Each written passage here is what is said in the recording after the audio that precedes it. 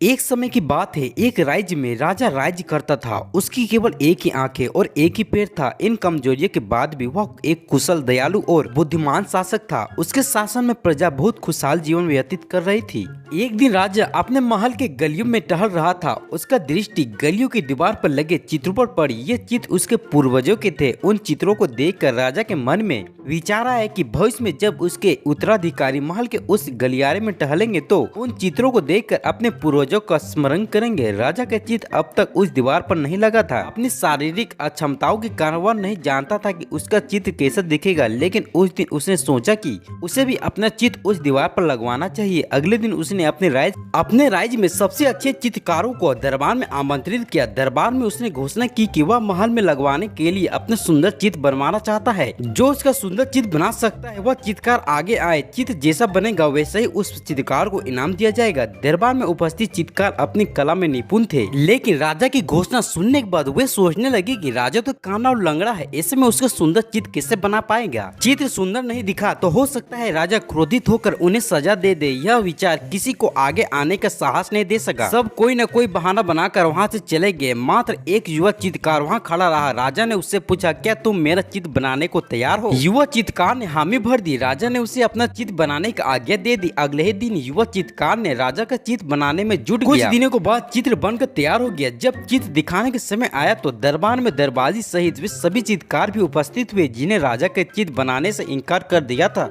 सभी उत्सुकता से चित्र का अनावरण की प्रतीक्षा कर रहे थे। जब चित्र का अनावरण हुआ तो राजा सहित उस सबके मुंह खुले के खुले रह गए। चित्र बहुत ही सुंदर बना था। उस चित्र में राजा दोनों तरफ पैर कर घोड़े पर बैठा हुआ था, जिसे एक ओर से ही चित्रित किया गया था और उसमें राजा का एक ही पैर नजर आ रहा था। साथ ही राजा धनुष चढ़ाकर एक आंख बंद कर निशाना साध रहा था, जिससे उसके कान होने की कमजोरी भी छुप गई। यह चित्र देखकर राजा बहुत प्रसन्न हुआ। चित्रकार ने अपने बुद्धिमान से उसकी अक्षमताओं को दूर कर एक सुंदर चित्र बनाया था। राजा ने उसे पुरस्कृत करने के साथ ही साथ अपने दरबार का मुख्य चित्रकार बना दिया।